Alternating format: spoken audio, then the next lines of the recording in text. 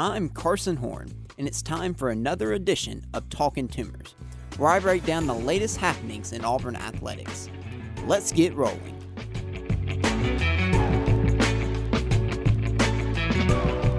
Fall camp is here, finally. We are a month away from Auburn football kicking off its 2025 season. I cannot wait. We are going to do a full preview of Auburn's fall camp on this episode of Talkin' Tumors. I am Carson Horn. We have a loaded episode. We're going to answer some of the biggest questions that I'm sure you have and I have entering fall camp. For Auburn, we're going to look at possible position battles that could play out over the next month.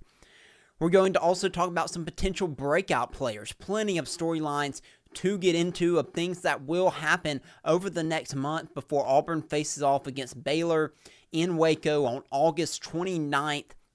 By the time you're listening to this, it will probably have been a month away at this point. I'm recording this on Monday the 28th, but it'll probably be out on Tuesday. So if you're listening to it then, or if you're listening to it later in the week, you're likely a month or even less away from the Auburn football season. And we've got to conclude, now that we're about to be in the fall, we have to conclude our summer opponent preview, finishing off that series that we've been doing since May with Alabama and the Iron Bowl. We'll look at that game, a little sneak peek into what Alabama is expecting from their team this season and what we can expect in that game.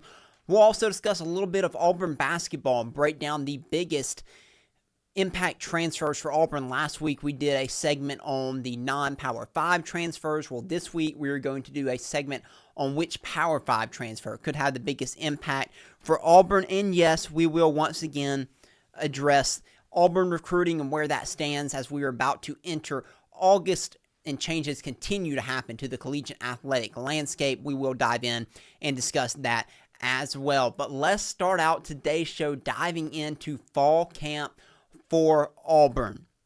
Let's get into position battles first. I've got a couple different positions that I'm going to be watching closely in fall camp, and I think that many Auburn fans, including you that are listening, probably will be watching closely as well. So let's start out with the first one I have down here. That is right tackle. This is a battle that is going to be between Mason Murphy, the transfer from USC, and Xavier Miller, the returning tackle for Auburn. He started the last 2 seasons. He was banged up in a good portion of both of those years, but he has been the starter. But he is going to be pushed by Mason Murphy, and you could even argue at this point, coming out of spring, that Mason Murphy has the edge over Xavier Miller. Mason Murphy was a starter last season at USC. He had a Pro Football Focus grade. I know people feel all sorts of ways about Pro Football Focus and whether they like their grading system or not, but I think it's at least a good reference point to give you an idea. It's not the end-all, be-all. His grade was 55.6, not great. Xavier Miller's was 61.1, but it does seem coming out of spring that Mason Murphy might have a leg up on Xavier Miller. When Murphy was added, when Auburn added him out of the transfer portal in this past cycle, my anticipation was he would be the 6-man lineman, and he still might be. He has that ability to play inside at guard along with playing at tackle. However, now it seems like he might end up winning that job and being the starter at right tackle, and Xavier Miller might fit that 6-man role more, being able to play tackle and inside as well. But we'll see if both guys are healthy this fall. It should be a healthy competition to see who ends up getting that starting position. I don't think there's a competition at left tackle. I do think that Xavier Chaplin has that locked down. So if he is the starter at left tackle and Mason Murphy beats out Xavier Miller, you could be looking at a potential of 2 new starting offensive tackles for Auburn this upcoming season, with Dylan Wade moving back inside to guard. You have Jeremiah Wright returning at offensive guard, and then you have Connor Liu returning at center. But Xavier Miller could get beat out, and that's not a bad thing. Competition is great, and it is great that Auburn seems to have elevated this room with the additions of Mason Murphy and the addition of Xavier Chaplin. The offensive line room should be improved this year when you mix some new talent in there with returning experience and returning talent that Auburn have from last year's offensive line. It's why I'm super high on this unit. If you got a guy coming in that's going to end up knocking out a starter from last year, that's not a bad thing. And hopefully, whoever loses this job, whether it's Xavier Miller or Mason Murphy, hopefully they keep a good attitude about it. because more than likely, now knock on wood, everyone does stay healthy, but more than likely, it's not going to be the case. There will be injuries at some point, and you're going to need more than 5 offensive linemen. So Isaiah Miller is going to play an important role for Auburn this season, or Mason Murphy if he doesn't win the job. Both guys are going to play an important role as that 6-man lineman more than likely this season, one as a starter and one as a 6-man. So that is going to be a really interesting battle, and as a former offensive lineman myself, I am really intrigued and excited to see that one play out. At running back, this one is probably not as big of a competition. Some might disagree with me even including it in this segment, but I do think it is worthwhile, especially after Hugh Freeze sang the praises of Jeremiah Cobb at SEC Media Days, 2 weeks ago. Damari Alston had 276 yards last season, rushed for 3 touchdowns. Jeremiah Cobb rushed for 142 yards.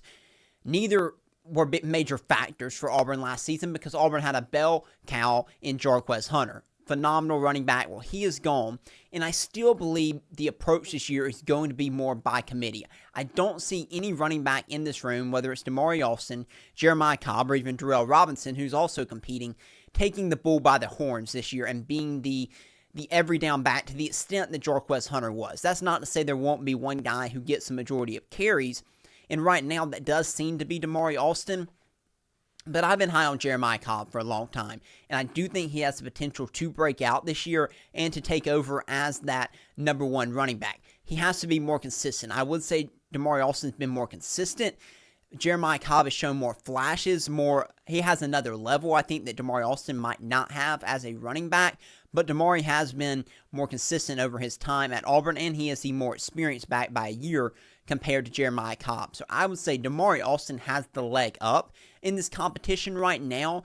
Jeremiah Cobb, I believe, enters camp as running back number 2, but I would not be surprised to see that change and to see at least it be a 1A and 1B situation heading into the season. And also, don't count out Darrell Robinson. He is a transfer running back from UConn. He had a missed spring because of an injury. He seems to be back in the fold, should be good to go for fall camp based on everything that Hugh Freeze has said. He had the most impressive stats out of the 3 from last season, but of course he did it at UConn. He rushed for 731 yards and 8 touchdowns. So a solid year. He was one of multiple backs at UConn. He's a bigger back compared to Damari Alston and Jeremiah Cobb. He's a little bit heavier. He's at about 6'1", I believe, height-wise.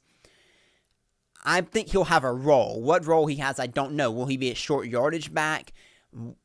That remains to be determined, assuming he can be healthy and can be a factor. I don't see him being the every down back. I do think that will come down to Jeremiah Cobb and Damari Alston. However, I do expect a role for Darrell Robinson, and I expect all 3 of those running backs to have a role this season. I do not think you'll see stats as spread out as you did with Auburn's running back room last year, where you had Jarquez Hunter with over 1,000 yards, and then you had Damari Alston with less than 200, and with just over 200, and Jeremiah Cobb with less than 200.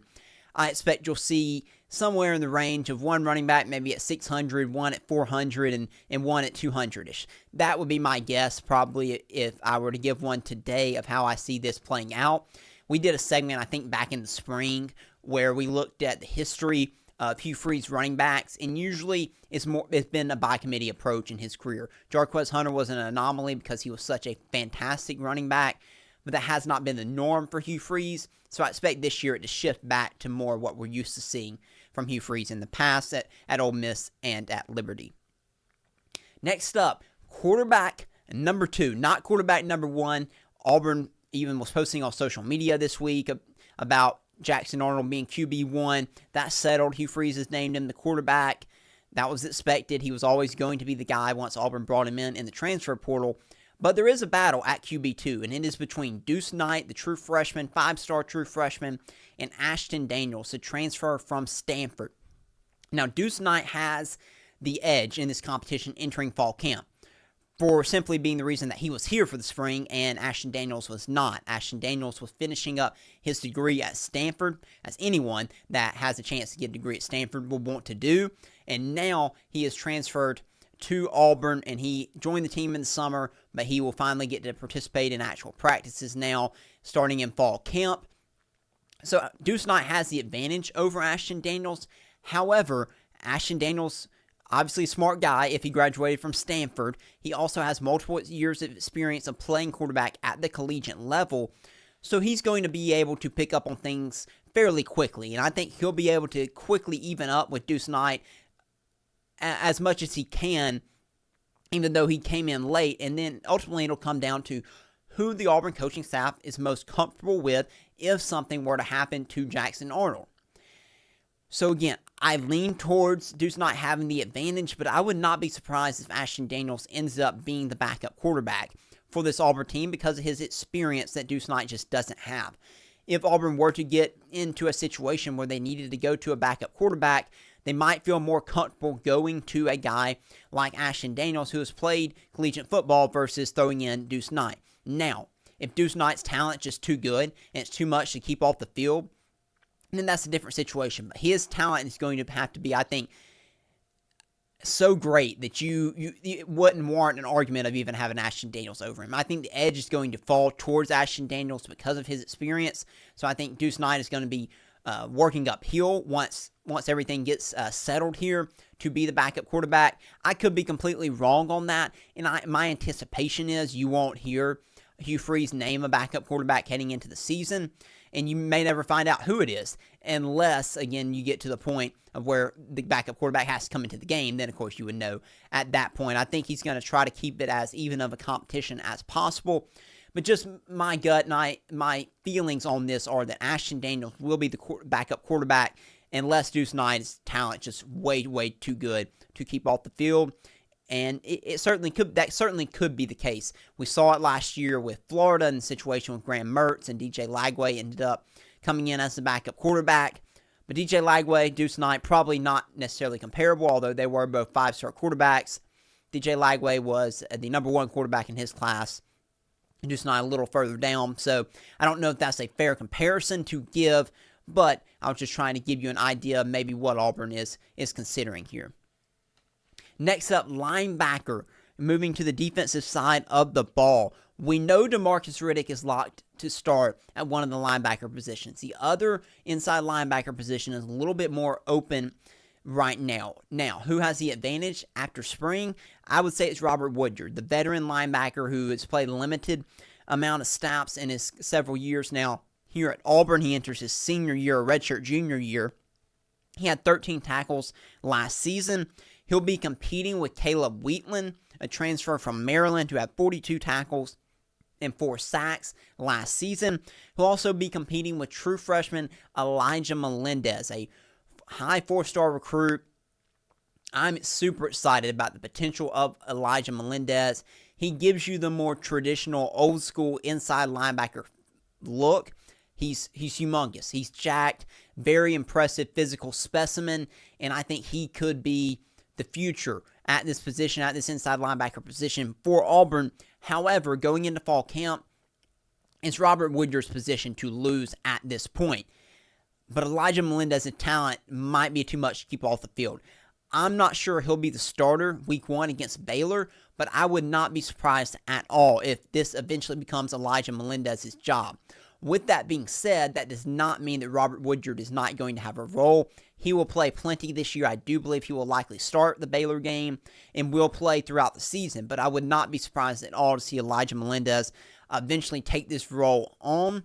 However, you're going to have some inexperience and some young linebackers if that is the case. If you have Elijah Melendez out there along with DeMarcus Riddick in his true sophomore year. So it might benefit you keeping someone like Robert Woodyard out there who's been in Auburn a few more years, a little bit more veteran, a little bit more seasoned, despite not having played a ton. He may be a little bit better with the system than someone like Elijah Melendez. And then Caleb Wheatland, again, I don't expect him to be the starter, but he provides experience for you at this linebacker position, and he provides depth for you. In the secondary, this one, I really don't have a clue how this is going to play out, and this is a good thing. I think Auburn's secondary is one of its strongest units on the team. I'm including corners and safeties all into one here. I think it's Auburn's strongest position unit. I think 2 guys are locked in to start. That's Caleb Harris, and that's Jay Crawford. Jay Crawford at corner, Caleb Harris at safety. Those were both true freshmen last year that had phenomenal freshman seasons. Jay Crawford was one of the top corners in the SEC as a true freshman. he has All-American potential this season. He's locked in to start. Some might argue Kayin Lee should be locked in to start. After all, he has started the last 2 seasons at corner for Auburn. But I'm not so sure because of the talent that Auburn has brought in at this cornerback position with someone like a Radon Strader from the transfer portal out of Miami of Ohio, I believe it was. Auburn brought in Blake Woodby, a 5-star true freshman corner as well. I think those guys could push Kayin Lee. And then at safety, you have a plethora of options with a multitude of transfers there, along with Sylvester Smith, who started multiple games last season. You have Champ Anthony returning from injury. He had the gruesome injury against Arkansas, but all indications are that he is back and healthy. I really don't know how the secondary is going to shake out. What I do know is all these guys are going to play a role for Auburn this season. They're too talented to keep off the field. There will be a rotation here, I fully expect, of around 8 guys or so, maybe a little bit less than that, but around that play this year. Now, who ends up starting, though, remains to be seen, but I am super high on this room. Yes, it is young, but the talent in this room is phenomenal. It is really, really impressive, and I'm looking forward to seeing these guys compete. They are all really talented, so the competition should be really, really good in fall camp for these guys to go at it and see, may the best man win. And it's good. Auburn hasn't had this in so long, and I went through the offensive line already, going through now to the secondary. Auburn hasn't had this quality of depth since 2019, 2017, you could argue. And it's a good problem to have. It's a good problem to have. Say, man, this guy in the past would have been shoo-in to start, and now we're looking at him maybe being in the 2 deep. It's really good. It's good for where Auburn's roster is at this point. It's where Auburn's roster should continue to be. And Hugh Freeze and this staff deserve credit for getting it there. And then finally, wide receiver 3. If Malcolm Simmons, again, we don't know the situation as I'm recording this on Monday, July 28th. We don't know the situation on Malcolm Simmons, whether or not he will play for Auburn this season. If he does not, wide receiver 3 is going to be an open competition. It'll be between Horatio Fields and Perry Thompson and Sam Turner. Horatio Fields had 463 yards receiving last year and 4 touchdowns. So this could be a position to watch in fall camp if Malcolm Simmons is no longer a part of Auburn's team. But again, as of now, he is still on Auburn's roster. Wanted to make that clear. I have no clue how this situation is going to play out, but this could possibly be a position battle to watch. So I did want to mention that as well. Okay, moving on now to the biggest questions that I have entering fall camp for Auburn. It starts out for me with, is Jackson Arnold up for the job? Can he handle it as Auburn's quarterback? We know things didn't go the way he wanted to at Oklahoma. He was open and honest about that at FCC Media Days. Brent Venables, his former coach at Oklahoma, was very complimentary of him and said they did not want to lose him, but he felt that Jackson Arnold felt that he needed a fresh start, and Auburn is giving him that opportunity. Can he find himself as a quarterback again? Can he find that Elite 11 champion, 5-star QB level of play once again that everyone expected from him in college? Sometimes the path isn't straight. Sometimes there's twists and turns that you aren't expecting. And that has been the case for Jackson Arnold. But the talent and the potential is still there for him to really thrive. He's going to have much better talent around him than he had at Oklahoma. He's going to have 2 of the best receivers in college football in Cam Coleman and Eric Singleton. He's going to have what should be a top offensive line in the SEC and in the country in front of him. And he's going to have a solid run game. Now it's going to be up to him to deliver, to make the right decisions, to be able to make the right throws, to be able to take advantage of what the defense is giving him, and to use his legs. Everything out of spring sounded good. But now that we're in fall camp, and as we get closer to the first game against Baylor, now is where you'll start to see and be able to find out a little bit more. Is the offense really clicking? How's the offense faring against the defense? Spring is what it is. You're doing more your basic install, but now you're really getting prepared for games. And so I think you'll have a better idea of how Jackson Arnold is looking and how he is playing. You're not going to see a ton in the open media windows, but I think you'll be able to find out more as fall camp rolls on, and whether or not he is really taking the bull by the horns and is becoming the leader and the quarterback that Auburn so desperately needs and has been looking for years now. So we'll find out. We'll find out really by the time the Baylor game rolls around, and that goes with all these questions. We won't know the answers for sure until the season comes around, but these are questions that maybe we can start to get some answers to in fall camp.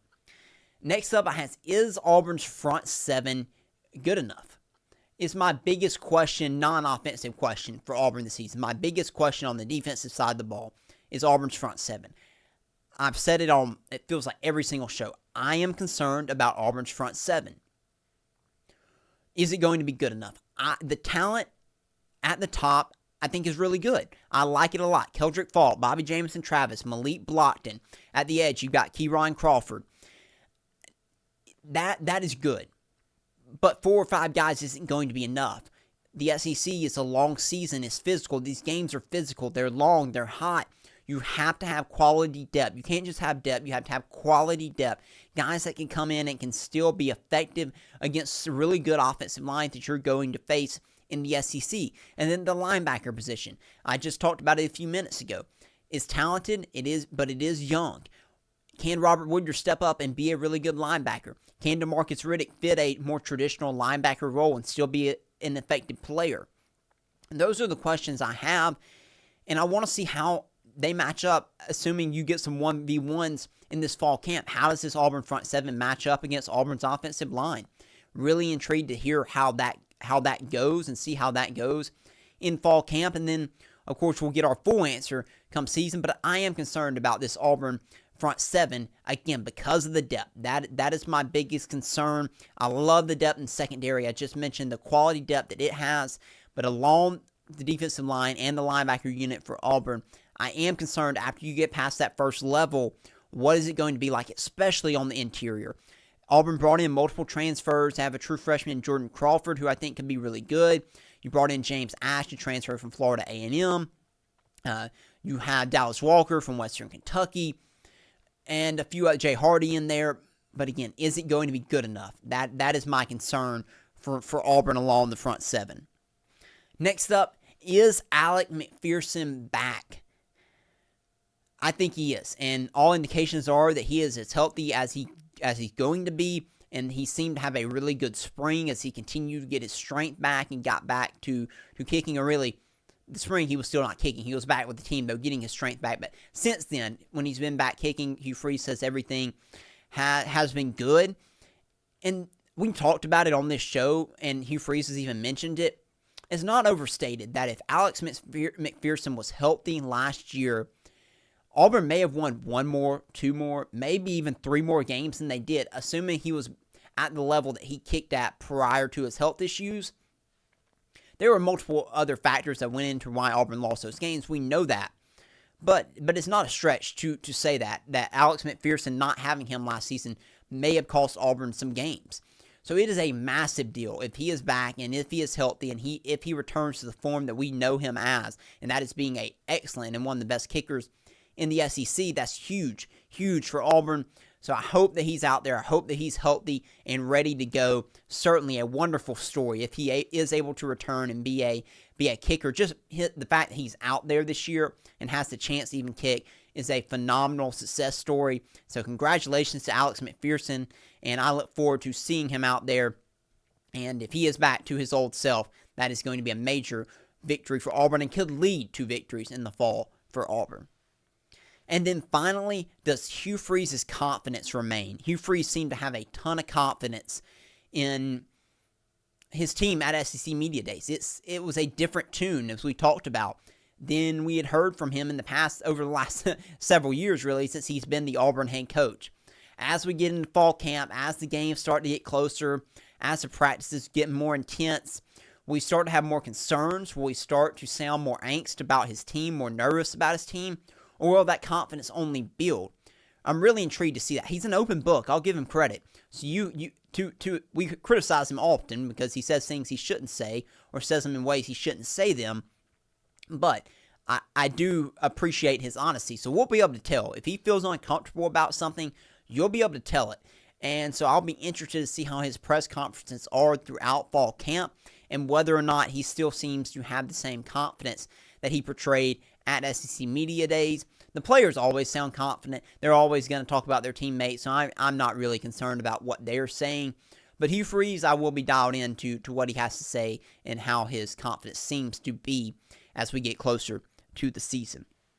Okay, our final fall camp segment here. This is breakout players. Now, I wanted to make a note before I get into this. I didn't include guys like Caleb Harris and Jay Crawford who are entering their sophomore seasons because in my mind, these guys broke out last season. And they're going to be really good players. I don't see a need to put them on this list. I thought they broke out last year. You may disagree, and that's fine. But I just wanted to give you a heads up so you're not listening to this list and thinking, what in the world is Carson doing? How could you not have Caleb Harris or Jay Crawford on this list? Well, if I don't have them on the list, more than likely I already thought they broke out. So you may differ with that opinion, but those guys were breakouts last year. And I am including freshmen on this list as well, and that is starting, though, with Jeremiah Cobb. I mentioned him in the running back position battle segment, but I'm super high on him. I think Jeremiah Cobb is due to break out. I think his talent is too good. I think he could also be a really good receiving back this year for Auburn as well, along with running the football. I'm excited to see him play this year, and I do think at some point he will be running back number one for Auburn. I think he is too good, and finally he's going to get a chance to show that this season. So I'm watching Jeremiah Cobb this year as a breakout player for Auburn. Perry Thompson is another one. Again, he is one that Auburn fans are likely rooting for the most because of his story, because of his flip from Alabama to Auburn in year one for Hugh Freeze, and understanding that kind of set the tone for what people wanted to set the tone for the Hugh Freeze era at Auburn. And it did set the tone for the recruiting under Hugh Freeze. It has not set the tone on the field yet. But that's the reason. People want to see a guy like that succeed, that bought in to Hugh Freeze. One of the first ones to buy in to Hugh Freeze and what he was selling at Auburn. And he's going to get that chance this year. He only had 5 receptions last year, and the majority of those came in about 1 or 2 games. So he'll have the chance this year to break through and to have a bigger role. And we'll see if he can do it. I think the potential is there. The talent is absolutely there. Probably just need more consistency than he may have delivered as a freshman. That's understandable. Not everyone is going to be Cam Coleman and immediately make a major impact in their freshman season. It takes some guys longer than that, even if they are 4- and 5-star receivers. So I like Perry Thompson. I think he's going to find his role this season for Auburn. And number 3, Amaris Williams. This is the guy I'm the most confident in that's going to break out this year. I think he's going to be phenomenal. He only had 7 tackles last year. And right now, yes, he is behind Keldrick Falk on the depth chart, but I think he's going to be too good to keep off the field, meaning I think Auburn will find a way to get him and Keldrick Falk on the field at the same time. Amaris Williams nearly transferred. He's from North Carolina, so when Bill Belichick got the job at North Carolina, they did all they could to get him to come back home and play for the Tar Heels. And Auburn's coaches hopped on a plane. They flew to North Carolina and said, we can't let this happen. We cannot let Amaris Williams get away. And they didn't. They know how special of a player he can be. He's talked about how he's matured, how he wasn't very mature as a freshman. That's understandable. And it's great that he realized that and that he has taken steps to mature and to become a better player and a better person and a better teammate. And if he has truly taken those steps like it seems that he has, he's going to be a force to be reckoned with this season. I think he's going to be phenomenal and a major impact player for Auburn at this defensive end position. And again, I think he's going to be too good to keep off the field. I think you will see packages with him and Keldrick Falk on the field at the same time. So I'm very confident that Amaris Williams is going to be a breakout player this year for Auburn. Next up, I'm moving to the freshman now, and that is Jordan Crawford. I mentioned him when I was discussing the front 7 for Auburn. He is a true freshman. He is undersized, but the guy's a bowling ball. He is tough to stay in front of. Offensive lineman Connor Liu talked about him a little bit. He's tough to block. So his stature kept him at a 3-star coming out of high school. But the dude can play, and even if your size doesn't allow you to be a 4 or 5-star type of player, if you can play, you can play, and this guy can play, and I think he is someone who won't start, but will absolutely be in this front 7 rotation for Auburn this season, and someone who could see his role grow as the season goes on, as you've seen with some freshmen in the past 2 seasons under Hugh Freeze, that they ended up playing a bigger role as the season progressed, as they got more experience, as they continued to learn. And I think Jordan Crawford will be one of those guys this season. Same goes for Elijah Melendez. I already talked about him briefly earlier, so I won't say much more.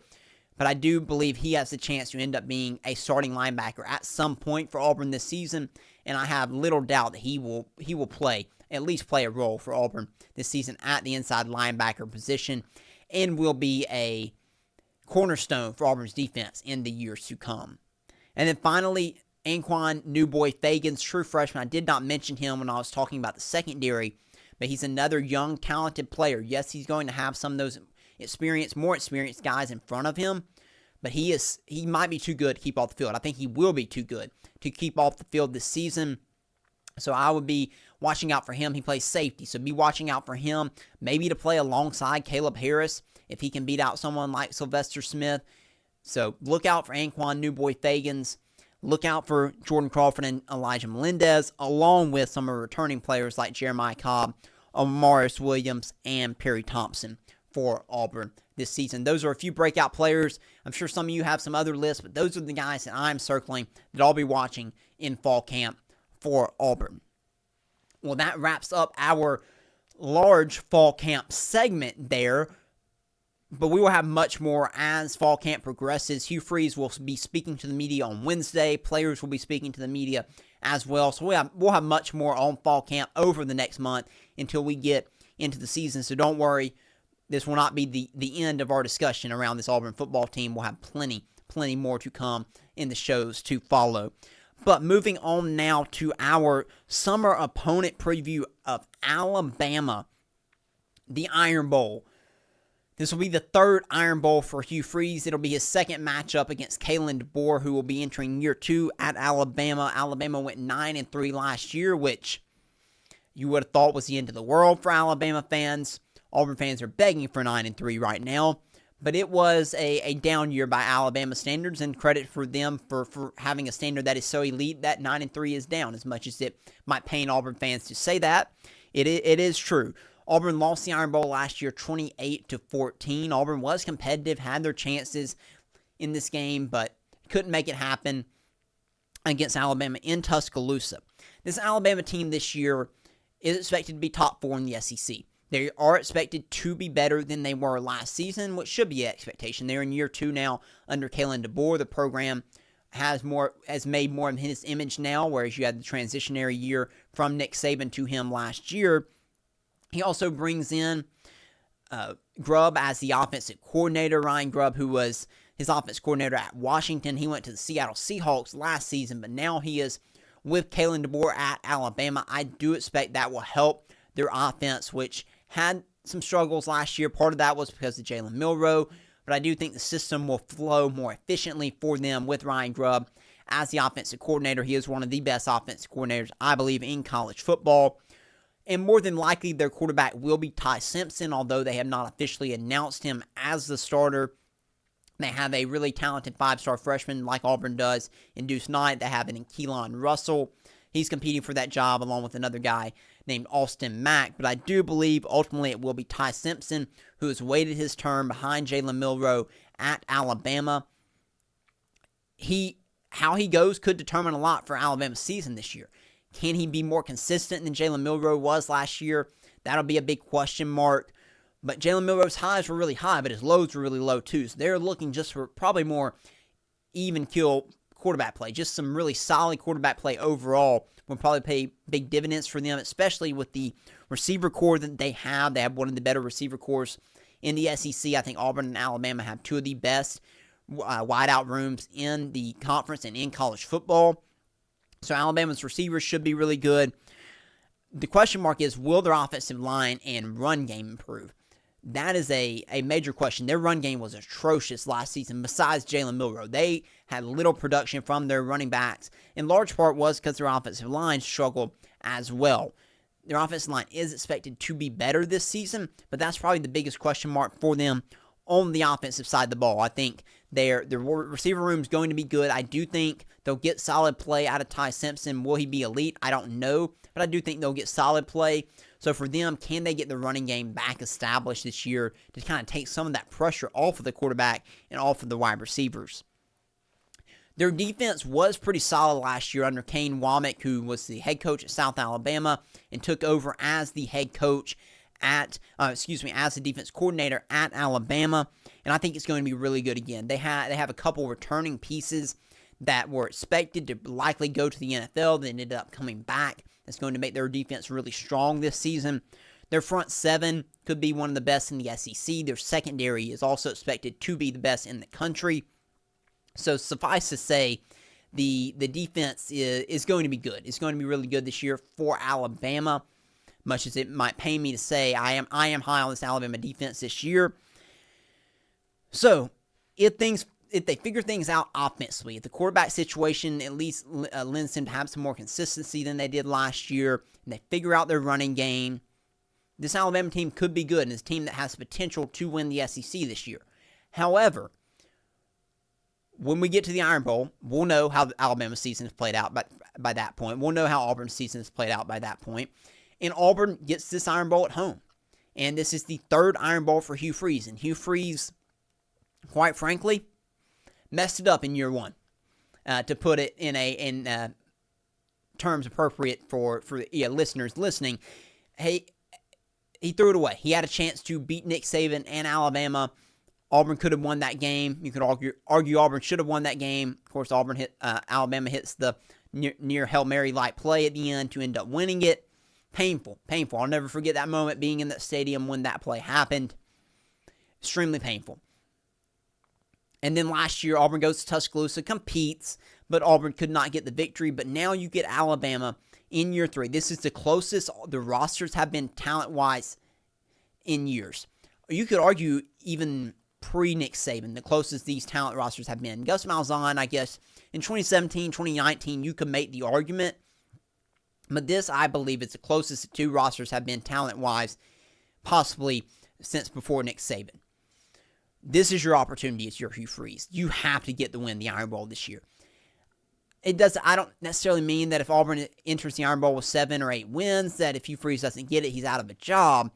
But man, this is year 3 now as the Auburn head coach. You need to beat Alabama, especially if you don't beat Georgia this year. You need to at least get one of them. But really, I think you need to get this Iron Bowl victory against Alabama. Nick Saban's not coaching on that sideline. You need to get this win at home. It will be a raucous environment, as always, for the Iron Bowl. This is going to be a major opportunity for Hugh Freeze in year 3. This will be a flex kickoff, so that means it'll be afternoon or night. Hopefully, it will be a night game. Having the Iron Bowl at night again would be awesome. I would love to see that. We know we're getting the Deep South's oldest rivalry at night, but getting the Iron Bowl at night would be super cool as well. Okay, now quickly shifting gears to Auburn basketball. We did a segment last week on the show about which non-Power 5 transfer would have the biggest impact on Auburn this upcoming season. I told you I thought it would be Philip Jovic, the European professional that came over to Auburn. I think he's going to have a major impact on this Auburn basketball team. But this week I want to do a segment on which Power 5 transfer could have the biggest impact for Auburn basketball this season. So let me give you the options here in case you've forgotten. And I don't blame you if you have. It's almost completely new roster besides Todd Pettiford. It is hard to keep up. So the new Power 5 transfers that Auburn brought in. Keyshawn Hall from UCF, Kevin Overton from Texas Tech, and Keyshawn Murphy from Mississippi State. Make sure I'm not forgetting anyone there. I don't believe I am. Those are the 3 options here that Auburn brought in. All will have an impact. All will play a big role for Auburn this upcoming season. But to answer the question, I believe Keyshawn Hall is going to have the biggest impact of the Power 5 transfers on Auburn this season. He was the leading scorer at UCF last season and the leading scorer in the Big 12 last season, averaging 18.8 points per game and 7.1 rebounds. He shot 35% from 3. He was the first guy that Auburn landed out of the transfer portal. Auburn was in communication with him once the transfer portal opened and Auburn was getting ready, I believe it was for the Final Four, and Auburn got on Zoom, made Keyshawn Hall a priority, and landed him. He is 6'7", 235. He can play the 3 and the 4, and he's just a pure elite scorer. He can shoot it, he can drive, he can get to the basket, gets downhill really well. And I think matching him with Tahad Pettiford is going to create a lethal scoring duo. These guys are both extremely skilled, both extremely talented, and as they build chemistry with one another, as they practice together, as they grow together, I think these two playing off of each other could end up making for a lethal scoring dynamic and one of the better scoring dynamics in the SEC this year. And I think these will be your Tahad Pettiford and Keyshawn Hall will be your two leading scorers on this Auburn basketball team this year. Those are my expectations for Auburn this season. I think you could see Tahad Pettiford, as his vision grows, as he turns into more of a true point guard versus just being more of a scorer. I think you could really see Tahad Pettiford really open things up for Keyshawn Hall, because last year at UCF, Keyshawn Hall had to do a lot of ISO. He had to do a lot of create a lot on his own, which will benefit him, yes, but he's not going to have to create as much when you have a player like Tahad Pettiford playing alongside you, and I think that's going to benefit Keyshawn Hall this season.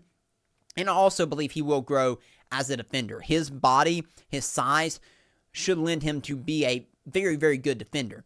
And then you put him in this Bruce Pearl system, and under Stephen Pearl as the defense coordinator of this Auburn basketball team, I think they'll turn him into a really good defender if he's willing to put in the effort, which all indications are that he is. His personality's been great. He immediately wanted to get involved with the Auburn family, to meet the Auburn family. He was at the autograph session when Auburn shifted to Nike on this past Friday and had the big to-do at the team shop. He was there signing autographs. I've seen him at baseball games this past summer.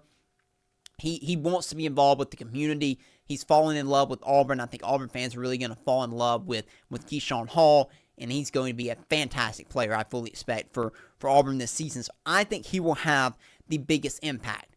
But that does not mean the other two Power 5 transfers won't have big impacts as well. Kevin Overton is another transfer, about a 6'5", 200-pound guard from Texas Tech. He averaged 7.8 points per game last season, 3.7 rebounds, and shot 33% from three. He was a sixth man for Texas Tech, came off the bench, was more of a 3-and-D guy. Well, Auburn looked at him and saw, hey, this is a guy whose skills aren't quite being utilized like we think they can be. He can be more than just a 3-and-D guy. Yes, he's going to be our best defender, which I fully expect he will be. I mean, he also can provide more offense than Texas Tech really thought he could. And I think Auburn's going to look to utilize that. I fully expect him to be a starter for Auburn this season, whereas he was a sixth man at Texas Tech. I think he'll probably start at either the 2 or the 3, depending on how some of these battles shake out. And yes, while I do think he will be a shooter, I do believe he'll play the Miles Kelly role. So you're shooting the 3, but you also have the ability to get downhill and get to the basket. I think he can be a bit more of a slasher than Texas Tech thought of him as. So I do think he will have a big impact and should have a bigger offensive role at Auburn than at Texas Tech. But certainly his biggest role for Auburn on this team is going to be his defense. When you're losing guys like Miles Kelly and Denver Jones, you need a really good defender to replace them. And it's going to take more than just Kevin Overton, but I do expect he will be Auburn's leading defender and will probably be matched up with the opponent's best scorer game in and game out. And then finally, Keyshawn Murphy, the Birmingham native transfer from Mississippi State, 6'10", 230 pounds, averaged 11.7 points per game last season, 7.4 rebounds, and averaged over a block per game. He's gonna defend. He's going to be a really good defender. He was a good defender at Mississippi State. He's going to rebound, and I think he'll be a lob threat for Auburn. However, beyond that, I think his role could grow. At Mississippi State, he shot the 3 ball sparingly. They didn't want him to do that a ton. We've seen in the past, though, with Janai Broome, with Walker Kessler, Bruce Pearl is willing to allow his 5s to stretch it a little bit. He likes to have that true stretch 5, a guy that can extend the floor. So I do think you will see Keyshawn Murphy stand behind the 3-point line a little bit and let a couple fly. I'm not saying he's going to shoot 5 a game. He might not even shoot 3 a game, but might he shoot 1 or 2 per game to keep the defense honest? I can absolutely see that this season for Keyshawn Murphy. I think he's excited about the potential for his game to grow this year. I know you're going to get good defense. I know we're going to get good rebounding from him. But can his offensive game continue to grow? If it can, that could be really good news for Auburn. No one's going to be Johni Broome. He shouldn't try to be Johni Broome. He's got to be Keyshawn Murphy. That will be good enough if he is, as long as he continues to grow and develop as a player, and I expect he will. All three of these guys are going to have a major impact for Auburn basketball this season, and they're all going to play important roles. I think all three will start for Auburn, but I do believe Keyshawn Hall, because of his scoring ability, and his ability to play multiple positions, and the way I believe he will grow as a defender, I think he'll have the biggest impact for Auburn this season. But again, it is only the end of July. I can still change my opinion before we get to October and November, so maybe I will. But for right now, I'm going to go with Keyshawn Hall. Okay, real quickly here, because we do have to wrap things up. Auburn recruiting. Auburn has landed another commit, I believe, since we last spoke. Auburn is up to 8 commits now, had the 62nd ranked class in the country. Moving up, not lasting the SEC any longer. I do believe Auburn could add a few more commits before the season. There are some predictions in. To me, it seems like Auburn has had some sort of a strategy shift. Not necessarily back to the way they're doing things, but it does seem that Auburn has been a little bit more aggressive. The latest news on Auburn, man, I don't know. Latest news, in collegiate athletics, you've had an executive order that's been signed by the president. We've had changing rules from collectives. It's hard to keep up. I don't envy those in college administrations right now trying to make decisions, but it is also why I felt that Auburn did not need to play it as safe as they were playing it and have the cautious approach. They're having it because the rules are constantly changing, and what can be enforced is always a question mark. The new enforcement arm has backed off of their intended enforcement, which was trying to stop collectives. Now they're saying, well, collectives can actually be a thing again and can pay players again. So I don't know. I don't know where things stand. We're still in a little bit of a holding pattern to see where things are ultimately going to fall. And we'll see how it plays out for Auburn. August 1st is the day, again, that Hugh Freeze and John Cohen pointed to, that official offers could go out, official revenue-sharing offers. I, again, have my doubts that that's really going to change anything. But for Auburn, I think it's just get to the season. Season goes well, and you start to turn things up on the field. Then I think you can turn things up in recruiting and get more aggressive financially as these things sort of shake out. So I still disagree with Auburn's philosophy, but it is just craziness out there still right now. The House settlement was a good thing, don't get me wrong, but there's still a lot of question marks because of this executive order and because of how the College Sports Commission is going to try to figure out how to enforce the rules. Okay, well, we have to wrap this thing up for today, but thank you for listening to Talkin' Tumors. If you haven't already, I please ask you to subscribe and like the show. If you're watching on YouTube, just subscribe. If you're listening to the podcast, I greatly, greatly appreciate it. It was fun to dive into fall camp and to talk about actual football. Cannot wait for this season to get here, as we are just a month away from Auburn football kicking off its season now. And we will have plenty of coverage over the next month, so stay tuned to Talkin' Tumors, and we'll be back with another edition next week.